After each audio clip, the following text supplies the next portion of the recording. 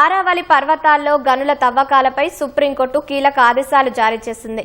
100 మీటర్ల లోపు ఉన్న ఆరావళి పర్వతాల వద్ద మైనింగ్ కు అనుమతులు ఇస్తూ గతంలో ఇచ్చిన ఉత్తర్వులను నిలిపివేస్తూ మధ్యంతర ఉత్తర్వులు ఇచ్చింది.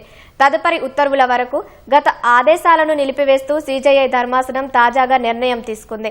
ఆరావళి పర్వతాలకు సంబంధించి సుప్రీంకోర్టు ఆమోదించిన నిర్వచనంపై వివాదం చెలరేగడంతో ఈ అంశాన్ని సుమోటోగా స్వీకరించి అత్యున్నత న్యాయస్థానం విచారణ చేపట్టింది.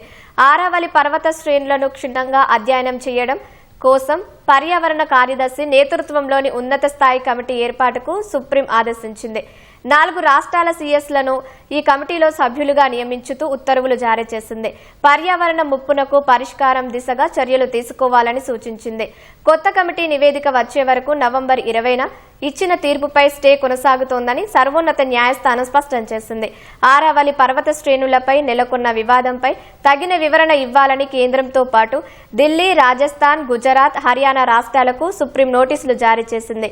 ఈ కేసు తదుపరి విచారణను వచ్చే ఏడాది జనవరి 21కి వాయిదా వేస్తూ సుప్రీంకోర్టు ఉత్తర్వులు చేసింది.